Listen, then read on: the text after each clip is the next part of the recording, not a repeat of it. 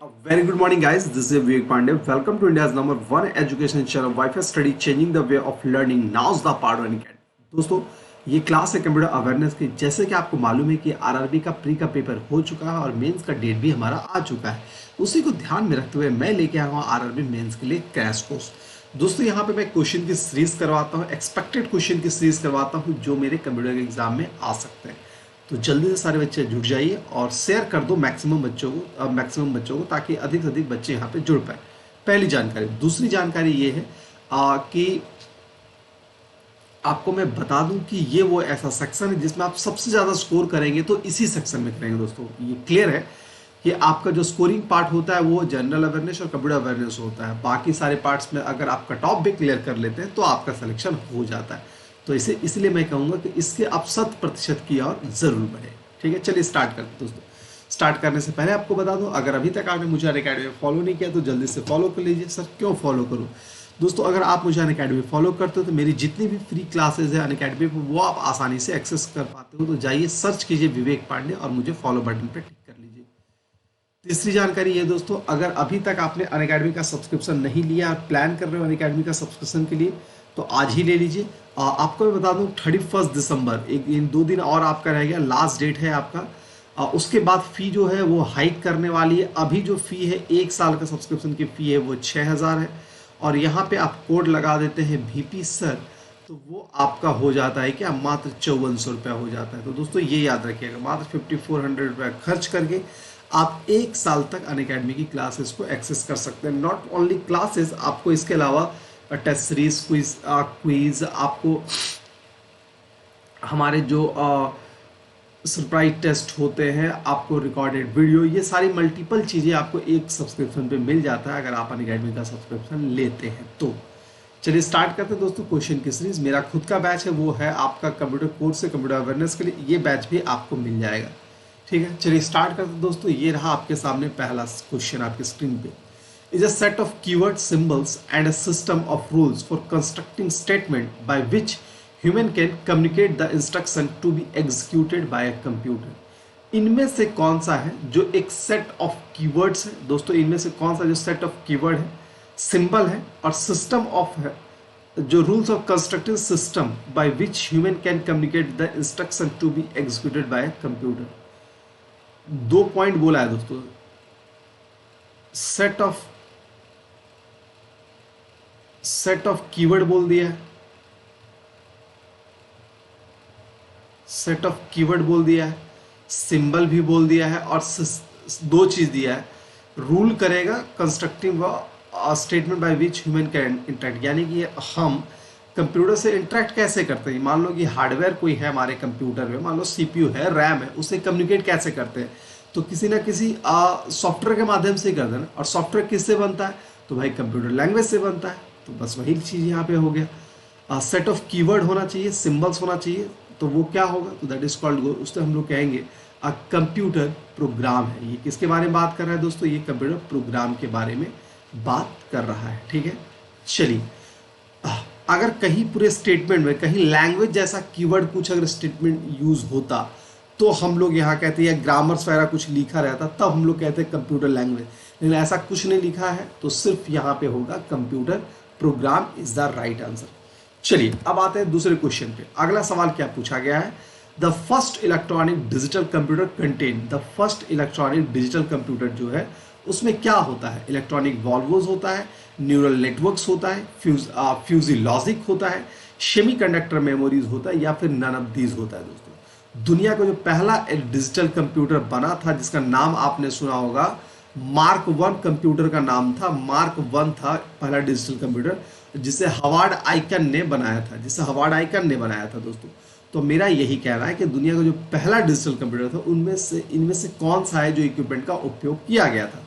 दोस्तों, वो इक्विपमेंट आपका क्या था, वो हमारा था इलेक्ट्रॉनिक वॉल्वोस। इलेक्ट्रॉनिक वॉल्वोस का उपयोग किया गया था जब दुनिया का पहला डिजिटल कंप्यूटर बनाया गया था। दोस्तों, तो ये 2 आंसर आपके क्लियर हो चुका है। अब बढ़ते हैं तीसरे क्वेश्चन पे। ठीक है, चलिए बहुत तगड़े वाला क्वेश्चन हम लोग कर रहे हैं, यहाँ पे मजेदार तरीके से कर रहे हैं। अब मैं उम्मीद करता हूँ कि आपको ये सारे क्वेश्चंस पसंद भी आ रहे होंगे, तो ज़्यादा से ज़्यादा शेयर करो, मैक्सिमम बच्चे यहाँ पे पहुँच जाए तो क्लास का और भी मज़ेदार हो जाए।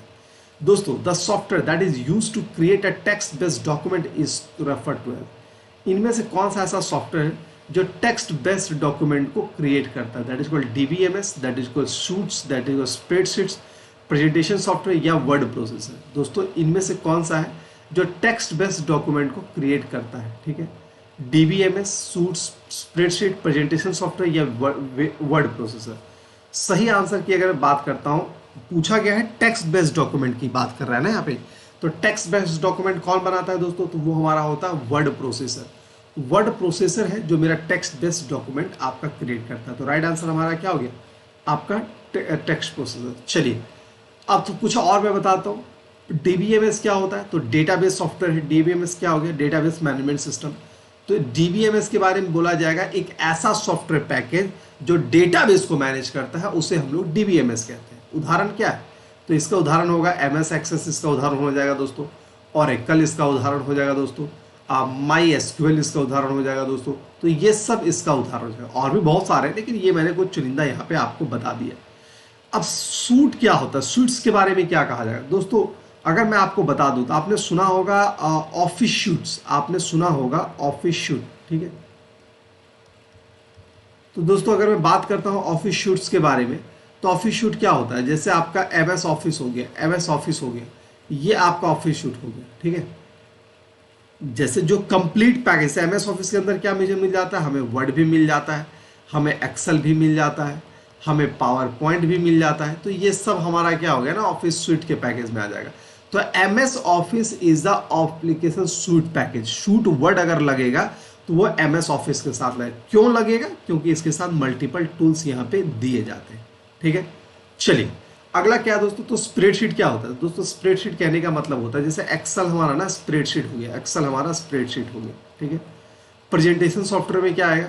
तो दोस्तों हमारा जो पावर पॉइंट है ना, ये यहाँ पे आएगा। पावर पॉइंट जो हमारा है वो आपका इसमें है। पावर पॉइंट जो है वो मेरा प्रेजेंटेशन सॉफ्टवेयर पे आएगा। तो राइट आंसर हमारा यही हो गया, पावर पॉइंट इज द, ठीक है। चलिए तो ये दोनों में फर्क है दोस्तों, दोनों में फर्क क्या है मैं उम्मीद करता हूँ आपको समझ में आ गया होगा, ठीक है। चलिए तो आज के लिए हाँ ये क्लियर है। तो सारा ऑप्शन भी मैंने क्लियर कर दिया कि एक्सेल हमारा स्प्रेडशीट होता है, पावर पॉइंट हमारा प्रेजेंटेशन सॉफ्टवेयर होता है। ये तमाम चीज़ें जो मैंने यहाँ पे क्लियर कर दी। अब आता है अगले क्वेश्चन में, what is the maximum zoom percentage in MS power point? MS power point पे अगर हम लोग काम कर रहे हैं तो उसका सबसे ज़्यादा जूमिंग परसेंटेज क्या होगा? 100%, 200%, 400%, अब 500%। पावर पॉइंट बोला गया दोस्तों, पावर पॉइंट का मैक्सिमम जूमिंग परसेंटेज कितना होगा? पावर पॉइंट का मैक्सिमम जूमिंग परसेंटेज जो होगा वो मेरा होगा 500, सॉरी पावर पॉइंट है ना, पावर पॉइंट का हमारा होगा 400%। थोड़ा सा मैं आपको बता देता हूँ, सारा लिख लीजिएगा, ठीक है। अगर आपसे पूछा जाए कि वर्ड का कितना होगा, तो वर्ड का मेरा होगा मिनिमम 10% और मैक्सिमम हमारा हो जाएगा 500%, ठीक है, 500%। वही आपसे अगर एक्सेल का पूछा जाए और पावर पॉइंट का पूछा जाए, एक्सेल और पावर पॉइंट का पूछा जाए, तो दोस्तों एक्सेल और पावर पॉइंट का जो होगा वो होगा हमारा अब मिनिमम 10% और मैक्सिमम 400%। तो ये दोनों में फ़र्क है, ठीक है। एक्सेल और पावर पॉइंट का ये हो गया और वर्ड का ये हो गया, ठीक है, ठीक है। तो ये दोनों में यही खास है दोस्तों। मैं उम्मीद करता हूँ ये पॉइंट आपका समझ में आ गया होगा। अब आता है अगले क्वेश्चन में, which are the following was the first computer language? First computer language कहने का तात्पर्य, वैसे तो आपका फर्स्ट कंप्यूटर लैंग्वेज तो मशीन लैंग्वेज था, लेकिन मैं यहाँ पे थोड़ा सा मॉडिफाई कर दूंगा। First high level programming computer language, first high level computer programming language, computer programming language, first high level computer programming language. तो first high level computer programming language कौन है? वो कोबोल है, वो बेसिक है, वो फॉर्ट्रन है, वो पास्कल है। क्या होगा दोस्तों? दुनिया का सबसे पहला हाई लेवल प्रोग्रामिंग लैंग्वेज कौन सा है? तो राइट आंसर की अगर मैं बात करता हूँ तो सही आंसर हमारा होगा COBOL is the right answer. सही, सॉरी कोबोल कह रहा हूँ, चलिए कोबोल तो 68 में आया था, 54 में आया था, ठीक है। तो याद रखिएगा सबसे अगर हाई लेवल आपसे पूछा जाए तो वो हमारा क्या होगा दोस्तों? चलिए वो मेरा होगा फॉर्ट्रन इज द राइट आंसर। फॉर्ट्रन, फॉर्ट्रन कहने का मतलब क्या हो गया? फॉर्मूला ट्रांसलेशन, साइंटिफिक लैंग्वेज के इस्तेमाल में लाया जाता है। फॉर्मूला ट्रांसलेशन, फॉर्मूला ट्रांसलेशन दोस्तों, ट्रांसलेशन, फॉर्मूला ट्रांसलेशन है जो इस कैटेगरी में आता है, फॉर्मूला ट्रांसलेशन है जो मेरा फॉर्ट्रन की कैटेगरी में आता है। और ये पहला हाई लेवल प्रोग्रामिंग लैंग्वेज हो गया, ये पहला हाई लेवल प्रोग्रामिंग लैंग्वेज है दोस्तों, याद रखिएगा। First high level programming language हमारा फार्मूला ट्रांसलेशन हो गया, ठीक है। फार्मूला ट्रांसलेशन हमारा फर्स्ट हाई लेवल हो गया, और इसका साइंटिफिक पर्पस से साइंटिफिक पर्पस है जो इसका इस्तेमाल किया जाता है, ठीक है। तो ये इसके बारे में 1954 या 58 के आसपास ये आया था, ठीक है। इसीलिए इसे पहला हाई लेवल प्रोग्रामिंग लैंग्वेज कहा जाता है। अब अगले दूसरे लैंग्वेज पे आते हैं दोस्तों, विच type of symbol used in assembly language. Assembly language जो है, जो भी खुद एक प्रोग्रामिंग लैंग्वेज है, और तो ये आपको किस कोड में लिखा जाता है। असेंबली लैंग्वेज जो है वो किस कोड में लिखा जाता है, उसे हम लोग कोडेस कहते हैं, माने मॉनिक्स कोड कहते हैं, असेंबलर कहते हैं, मशीन कोड कहते हैं, नन ऑफ दिस कहते हैं। यानी असेंबली लैंग्वेज में लिखा जाने वाला सिंबल कौन सा, विच type of symbol use in assembly language, इनमें से कौन सा सिंबल है जो असेंबली लैंग्वेज इस्तेमाल करता है। दोस्तों याद रखिएगा, वो हमारा मनेमोनिक्स कोड है। मनेमोनिक्स कोड है जो हमारा सिंबल इस्तेमाल किया जाता है। क्लियर है, क्लियर है, कोई दिक्कत नहीं, everything is going well well, सब आपको समझ में आ रहा है, तो याद रखिएगा। अब थोड़ा सा इसके बारे में और जिक्र करते हैं दोस्तों, थोड़ा सा इसके बारे में और बताते हैं। जैसे आपको समझ जाइएगा मनेमोनिक्स कोड क्या है जिसका इस्तेमाल किया जाता है असेंबली लैंग्वेज में, ये क्या है अगर समझना चाहते हैं तो कुछ ऐसे समझिए। अब मान लीजिए कि 2 और 3 को हमें ऐड करना है, तो असेंबली में अगर मुझे लिखना होगा तो क्या करेंगे, लोड, मान लो कि 2 को कोई वेरिएबल ए दे दिया गया और 3 को वेरिएबल कोई बी दे दिया है, तो यहाँ पे क्या होगा, लोड ए बी होगा, फिर ठीक है, फिर वहाँ पे ऐड लिखा जाएगा ए और बी, और फिर वहाँ पे लिखा जाएगा स्टोर ए और बी, ठीक है। तो ये आपका हो गया 3 स्टेप में ये काम कर रहा है, ठीक है। तो इस टाइप के जो कीवर्ड है उसका इस्तेमाल होता है मनेमोनिक्स कोड में, ठीक है। अब कुछ चीज़ें और समझ लीजिए दोस्तों, अगर मैं बात करता हूँ प्रोग्रामिंग लैंग्वेज की, अगर मैं बात करता हूँ प्रोग्रामिंग लैंग्वेज की, तो प्रोग्रामिंग लैंग्वेज ना 2 कैटेगरी में होता है, एक होता है लो लेवल और दूसरा होता है हाई लेवल। लो लेवल में क्या आता है, तो हमारा मशीन लैंग्वेज है वो लो लेवल में आ जाता है, और हमारा असेंबली लैंग्वेज जो है वो भी हमारा लो लेवल में आ जाता है। सर हाई लेवल में क्या आता है, तो रेस्ट ऑल लैंग्वेज जितना है, आपने सी का नाम सुना, C++ का नाम सुना, जावा का नाम सुना, जितना भी आप जानते हो जो आप यूज किए हो वो सब आपका हाई लेवल है, ठीक है। लो लेवल तो चलो भाई सिस्टम प्रोग्रामिंग लैंग्वेज हो गया, यानी अगर 10 में लिखना है तो हम उसे मशीन लैंग्वेज कहते हैं, जो फर्स्ट जनरेशन का कंप्यूटर में इस्तेमाल में लाया जाता था। असेंबली लैंग्वेज क्या था, जिसका उपयोग आपका इसी मनेमोनिक्स कोड में होता है, उसे हम लोग असेंबली लैंग्वेज कहते हैं। तो ये हो गया इसके बारे में, ठीक है। चलिए अब आते हैं अगले क्वेश्चन में। अब proxy server used as the computer, proxy server यानी डमी सर्वर का उपयोग क्यों किया जाता है, ठीक है, विथ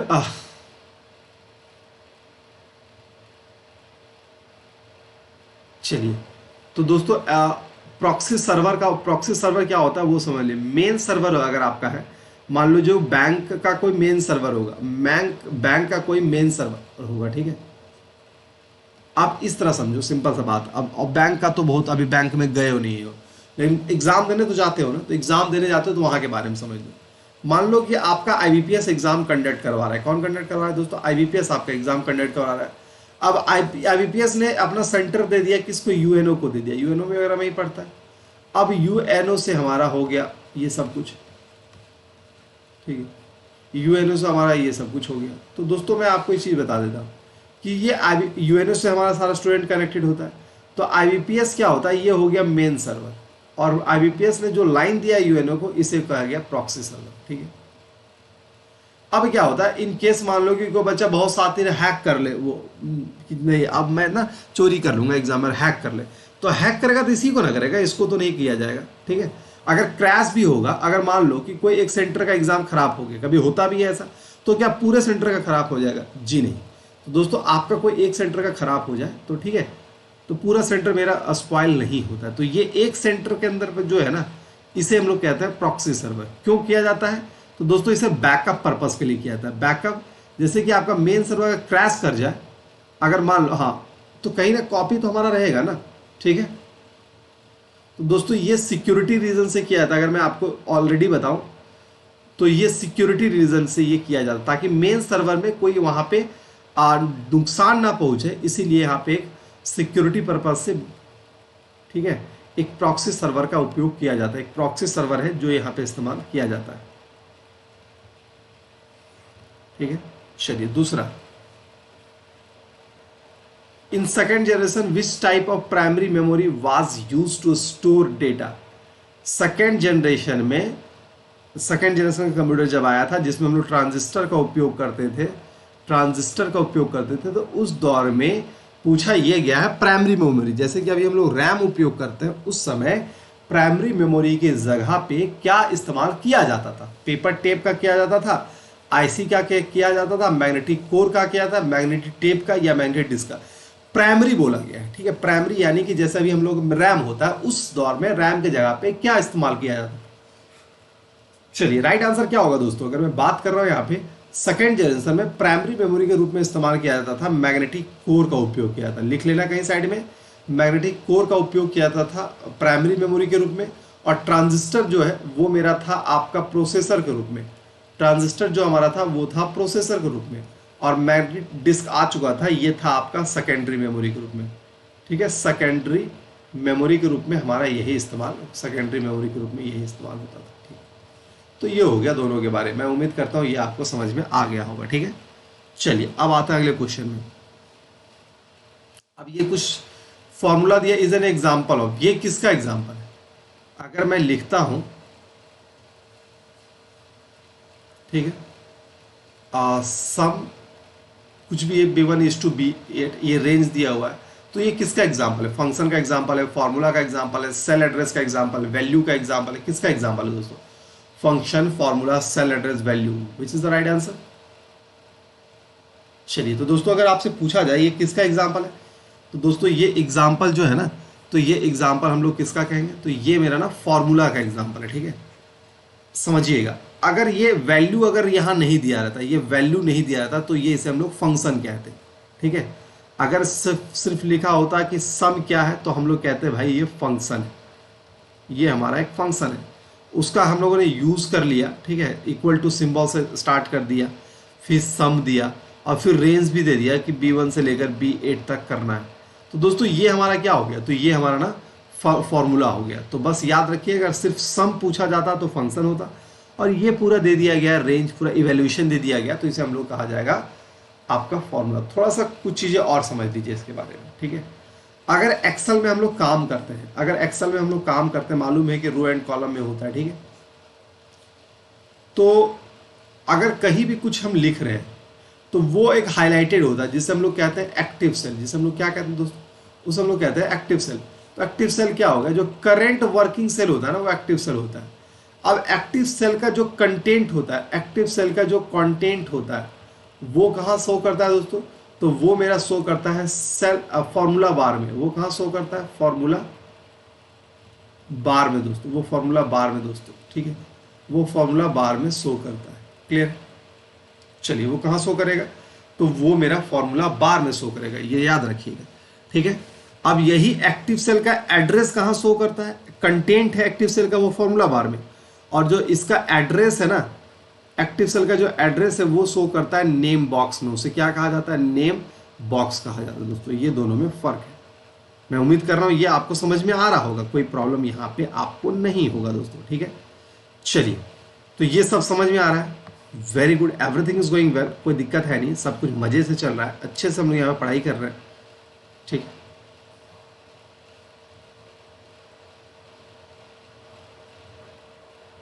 अब आता है अगले पॉइंट में, द फिजिकल अरेंजमेंट, हाँ, the physical arrangement of element on page is referred to as uh, पृष्ठ पर तत्वों की भौतिक व्यवस्था को दस्तावेज के रूप में संदर्भित करता है। The physical arrangement of element on a page is referred to as आ,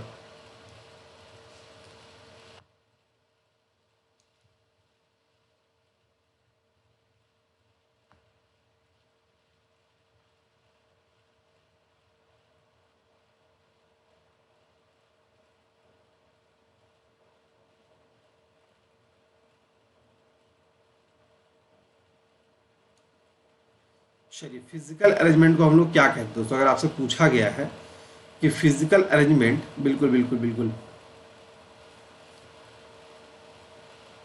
तो दोस्तों अगर इसके राइट आंसर की अगर मैं बात करूँ ना, राइट आंसर हमारा क्या होगा, तो उसे हम लोग फॉर्मेट कहते हैं। फिजिकल अरेंजमेंट जो एलिमेंट होता है पेजेस का किसी भी डॉक्यूमेंट में, वो हमारा फॉर्मेट कहा जाता है। ठीक है, एक फॉर्मेट कहने बना बनाया तरीका है जहाँ पे आप अरेंज करते हैं भाई, बस आप वहाँ पे डेटा को इंसर्ट कर देते हैं, that is called a format. यहाँ तो यहाँ पे भी फॉर्मेट ही आएगा। ठीक है, चलिए हाँ, तो उसे हम लोग क्या कहेंगे, उसे हम लोग फॉर्मेट ही कहेंगे। तो मैं उम्मीद करता हूँ कि ये पॉइंट आपको समझ में आ गया होगा। ठीक है, क्लियर है दोस्तों, कोई प्रॉब्लम नहीं, everything is going well well. अब आते हैं क्वेश्चन नंबर 15 में। The main directory of a disk is called, कोई भी डिस्क है, मान लो हार्ड डिस्क वगैरह है, तो इसका जो मेन डायरेक्टरी, मेन डायरेक्टरी यानी कि जो मेन रूट फोल्डर होता है, उसमें क्या होता है, उसमें रूट होता है, सब होता है, फोल्डर होता है, नेटवर्क होता है, क्या होता है दोस्तों? बहुत अच्छा सवाल है। तो मैं उम्मीद करता हूँ कि इसका आंसर आप करोगे, वो रूट है, शब है, फोल्डर है, वो किस कैटेगरी में आएगा दोस्तों? अगर राइट आंसर की अगर बात करता हूँ, बिल्कुल सटीक आंसर है, तो आंसर जल्दी से मुझे यहाँ पे कर दें।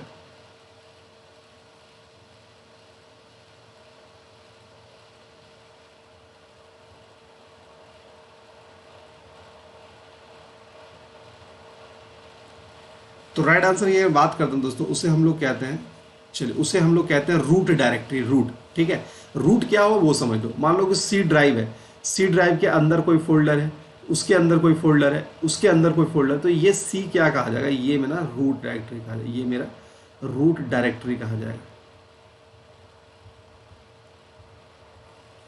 ये मेरा रूट डायरेक्टरी हो गया। ठीक है,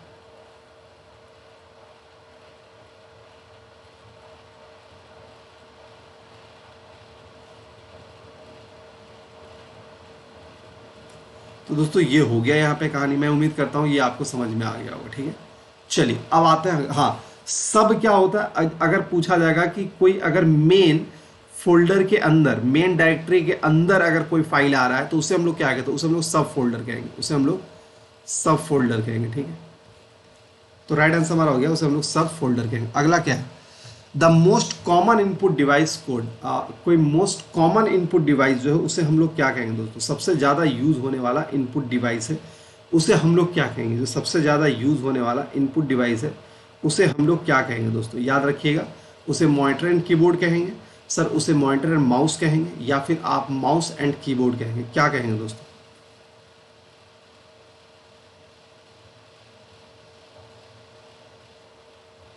मोस्ट कॉमन इनपुट डिवाइस को हम लोग क्या कहेंगे? मॉनिटर एंड कीबोर्ड कहेंगे, ये मुझे आप बता दीजिए। ठीक है,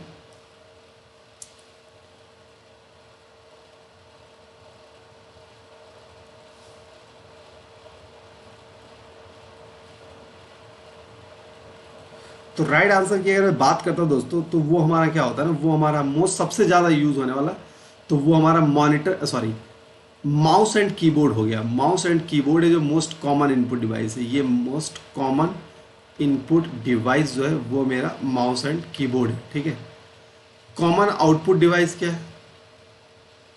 कॉमन आउटपुट डिवाइस क्या है? तो कॉमन आउटपुट डिवाइस जो है वो मेरा मॉनिटर है, याद रखिए, वो मेरा मॉनिटर है। सबसे ज़्यादा यूज़ होने वाला आउटपुट डिवाइस क्या है दोस्तों? तो वो मेरा मॉनिटर है।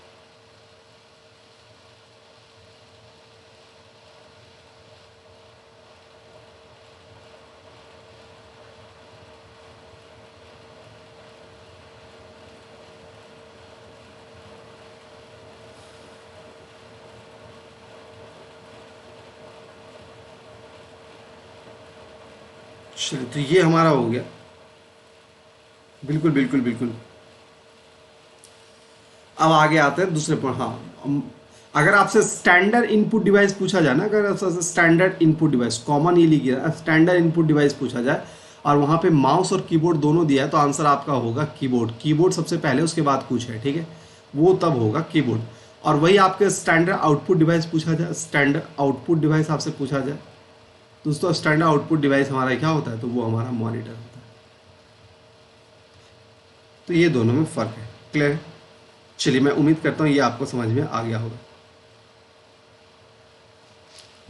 अगला क्या है, which of the following storage medium provide sequential access only, इनमें से कौन सा ऐसा स्टोरेज मीडियम है जो हमारा सिर्फ आपका सिक्वेंशियल एक्सेस प्रोवाइड करवाता है।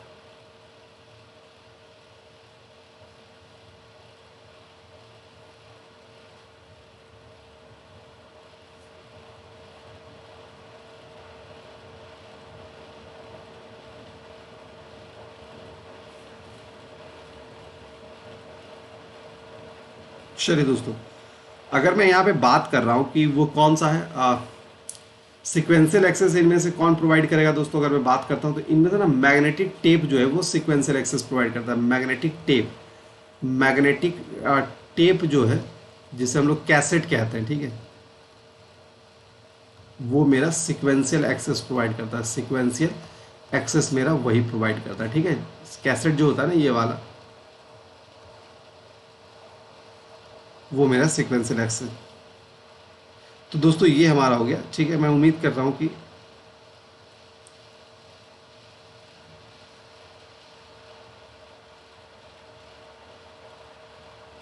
चलिए, तो मैं उम्मीद करता हूँ कि आपको ये समझ में आ रहा होगा, कोई पॉइंट यहाँ पे कोई ज़्यादा दिक्कत है नहीं, everything is going well well, ठीक है।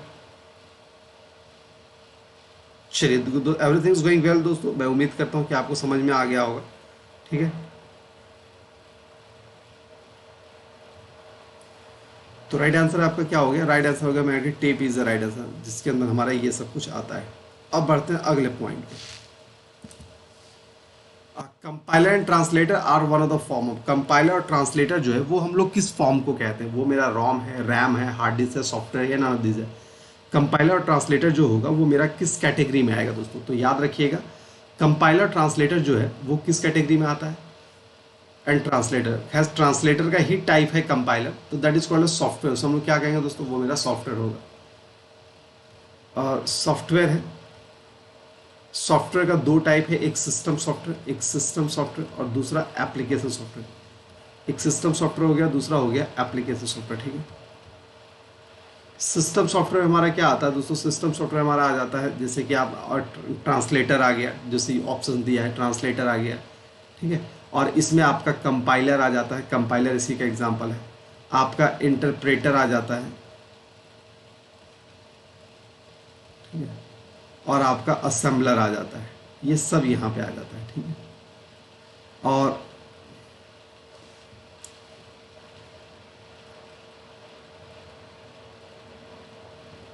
तो ये क्लियर हो गया।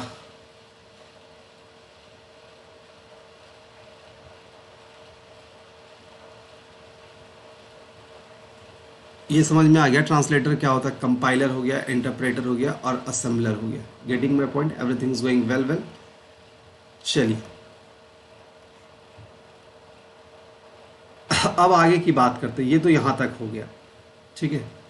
एप्लीकेशन सॉफ्टवेयर में क्या होता है? हमारा व्हाट्सएप जो है वो इसमें आ जाएगा, व्हाट्सएप वगैरह इसमें आ जाएगा, हमारा फेसबुक वगैरह सब इसी में आ जाएगा। यानी याद रखिएगा वो सॉफ्टवेयर, और क्या है, ऑपरेटिंग सिस्टम भी यहाँ आ जाता है आपका। इसके बाद लिंकर और लोडर भी यहाँ पे आ जाता है, लिंकर हो गया, लोडर हो गया, ये सब यहाँ पे आ जाता है, ठीक है।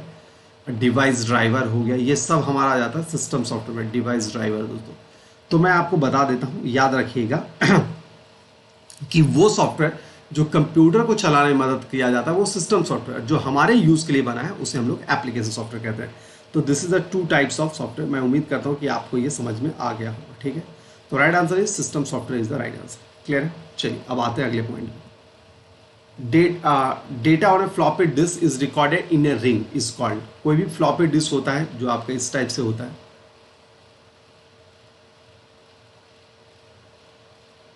उसमें जो डेटा रखा हुआ है कुछ रिंग रूप में रखा गया है, ठीक है। तो वो क्या कहा जाएगा?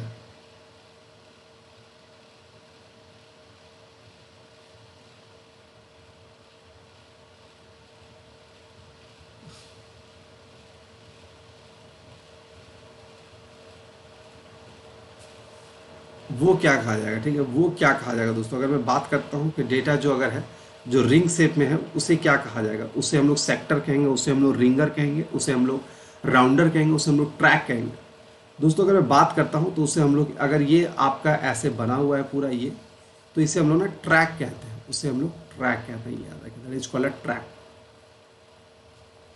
ठीक है। उसे हम लोग क्या कहते हैं? ट्रैक कहते हैं दोस्तों। चलिए, तो ये हो गया इसके बारे में। तो याद रखिएगा। आप थोड़ा सा और मैं बता दूं, कोई भी डिस्क होता है ना ऐसे एक सर्कुलर रूप में होता है जिसे हम लोग प्लेटर कहते हैं। हार्ड डिस्क के साथ भी यही कहानी है, ठीक है। अब ये बहुत सारे रिंग के रूप में होता है, रिंग लिखा हुआ है ना यहाँ पे, तो रिंग को हम लोग कहते हैं ट्रैक, ये रिंग को कहते हैं ट्रैक। अब ये रिंग का भी ना बहुत सारा ऐसा डिवीजन किया रहता है दोस्तों, ये रिंग का भी ना बहुत सारा ऐसा डिवीजन किया रहता है। तो रिंग का जो डिवीजन ऐसा है उसे हम लोग कहते हैं सेक्टर, उसे हम लोग कहते हैं सेक्टर। और डेटा कहीं भी एग्जिस्ट करेगा उसे हम लोग कहते हैं क्लस्टर, ठीक है, उसे हम लोग कहते हैं क्लस्टर। तो इसके बारे में कहा जाता है दोस्तों। मैं उम्मीद करता हूं ये आपको समझ में आ गया होगा, ठीक है। अब आते हैं अगले पॉइंट में। और 4 times W, W W W W, ये आपका क्या है, इसका फुल फॉर्म क्या होता है? 4 टाइम डब्ल्यू का फुल फॉर्म क्या होता है दोस्तों? 4 टाइम डब्ल्यू है, इसका फुल फॉर्म क्या होगा? उसे हम लोग बिल्कुल बिल्कुल, चलिए 4 टाइम डब्ल्यू है, उसे हम लोग क्या कहेंगे दोस्तों? 4 टाइम अगर डब्ल्यू है तो उसे हम लोग कहते हैं वर्ल्ड वाइड वेब वॉर्म कहते हैं, वर्ल्ड वाइड वेब वॉर्म कहते हैं, याद रखिएगा। ट्रिपल डब्ल्यू तो सबको सॉरी यार, वर्ल्ड वाइड वेब नहीं, सारा ऑप्शन गलत है। वर्ल्ड वाइड वंडर वॉर्म गलत है, ये भी गलत है, ये भी गलत है, ये भी गलत है, ये भी सही होता है आपका world wide web, world wide web worm, ठीक है। तो सारा ऑप्शन गलत है दोस्तों। सही है क्या होगा? None of this is the right answer. तो सही आंसर है 4 टाइम्स का वर्ल्ड वाइड वेब वॉर्म, ये इसका राइट आंसर होगा, ठीक है। क्लियर है? आपको समझ में आ रहा है? चलिए, तो मैं उम्मीद करता हूं कि ये आपको क्लियर हो गया। चलो दोस्तों, तो आज के लिए इतना ही रखते हैं। मैं उम्मीद करता हूं कि आपको बहुत सारे अच्छे अच्छे क्वेश्चन का कलेक्शन मिला होगा और आपने बहुत अच्छा प्रैक्टिस भी किया होगा। अब इसी तरह हर क्वेश्चन मैं हर दिन करवाता हूं, Monday to Friday same channel पे, तो आप आना मत भूलिएगा 11 बजे, ठीक है। और ज़्यादा ज़्यादा बस इतना कहता हूं दोस्तों, अगर आप रियल में बैंकिंग की तैयारी कर रहे हैं, अभी जैसे आपको मालूम है ESIC की भी वैकेंसी आ चुकी है, तो आप रियल में अगर बैंकिंग की तैयारी करना चाहते हो, अनअकैडमी के माध्यम से जुड़ गए, तो बहुत मिनिमम चार्जेस में आप तैयारी कर सकते हो दोस्तों। जैसे कि मैंने बताया कि 31 दिसंबर के बाद है वो फी हाइक करने वाली है, तो उससे पहले 2 दिन का समय आपके पास है, आप पहले सब्सक्रिप्शन ले लीजिए और जल्दी से क्लास को ज्वाइन कर लीजिए, अदरवाइज क्या होगा, फी आपका चेंज हो जाएगा, ठीक है। कैसे ज्वाइन करना है सर? तरीका बड़ा सिंपल है, अनअकैडमी का लर्निंग ऐप ओपन करो। ओपन करने के बाद उसको क्या करना है, गोल चूज करना है। आपका गोल क्या होगा? बैंक आपका गोल होगा। उसके बाद गेट सब्सक्रिप्शन पे जाना है। जैसे आपने गेट सब्सक्रिप्शन पे टिक किया, उसके बाद प्राइस लिस्ट आ गया, 1 month, 3 month, 6 month, 12 month, 24 month. 12 month की फी है 6000, आपने कोड लगा दिया VP सर, तो आपको वो मिल गया 5400 रुपया में। याद रखिएगा, VP sir is the best code for get a maximum discount, VP sir. चलिए, तो उसके बाद रही बात पेमेंट की, तो पेमेंट आप किसी मोड से कर सकते हैं, credit card, debit card, net banking, UPI, और इस कोड को लगाना ना भूलिएगा फॉर अ मैक्सिमम डिस्काउंट दोस्तों। चलिए, कैसा लगा सेशन ये मुझे जरूर बताइएगा। अच्छा लगा तो लाइक, शेयर एंड सब्सक्राइब भी जरूर करें। फिर मिलते हैं अगले वीडियो में, तब तक के लिए good luck, goodbye and take care.